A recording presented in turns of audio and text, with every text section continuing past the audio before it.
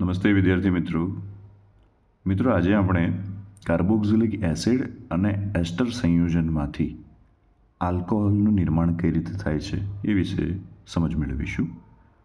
તો મિત્રો અહીં આપણે એના સામાન્ય સૂત્રો સમજીશું.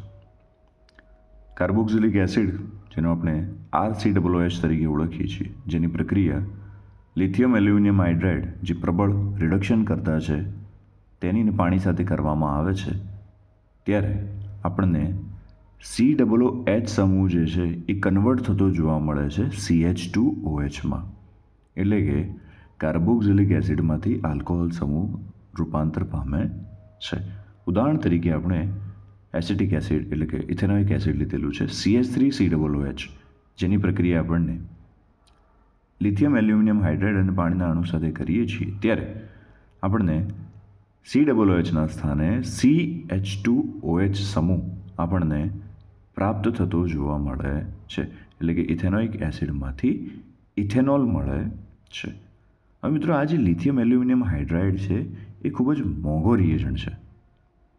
સામાન્ય રીતે જ્યારે વિશિષ્ટ પ્રકારની રાસાયણિક પ્રક્રિયા થતી હોય તો જ આનો ઉપયોગ કરવામાં આવે છે. ઔદ્યોગિક ઉત્પાદનમાં જ્યારે મોટા પાયે આલ્કોહોલનું નિર્માણ કરવાનું હોય તો આ પ્રકારની પ્રોસેસને અનુસરવામાં આવે છે. સૌપ્રથમ કાર્બોક્સિલિક એસિડ જે છે એનું એસ્ટરીકરણ કરવામાં આવે છે. એટલે કે એમાંથી સૌ પહેલાં એસ્ટરનું નિર્માણ કરવામાં આવે છે. જ્યારે કાર્બોક્સિલિક એસિડની પ્રક્રિયા આલ્કોહોલ સાથે કરવામાં આવે, અહીં R-OH એટલે કે આલ્કોહોલનું તમને નિર્દેશન કરવામાં આવ્યું છે. RCOOHની પ્રક્રિયા જ્યારે આલ્કોહોલ સાથે કરવામાં આવે છે, કાર્બોક્સિલિક એસિડની પ્રક્રિયા આલ્કોહોલ સાથે થાય છે, ત્યારે આ હાઇડ્રોજન રિમૂવ થઈ જાય છે. આ OH સાથે H અને OH ભેગા મળીને H2O રિલીઝ થઈ જાય છે, જ્યારે R- અહીં જોડાઈ જાય છે. પરિણામે અહીં મળે છે RCOOR- એટલે કે એસ્ટરનું નિર્માણ અહીં થતું જોવા મળે છે. હવે આની પ્રક્રિયા જ્યારે H2 વાયુ સાથે કરવામાં આવે છે, ત્યારે આપણને આમાંથી RCH2OH પ્રાપ્ત થતો જોવા મળે છે. ઉદાહરણ તરીકે સમજીએ તો અહીંયા એક સીધું એસ્ટર લેવામાં આવ્યું છે, ઇથાઇલ ઇથેનોઇટ. ફર્સ્ટ પ્રોસેસના બાદનું આ સેકન્ડ સ્ટેપ છે.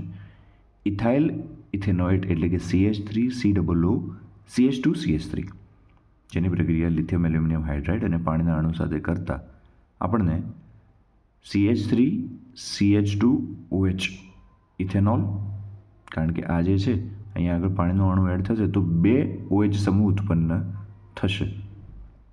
તો એક OH સમૂહ જે છે એ અહીં જોડાશે, પરિણામે મળશે CH3CH2OH.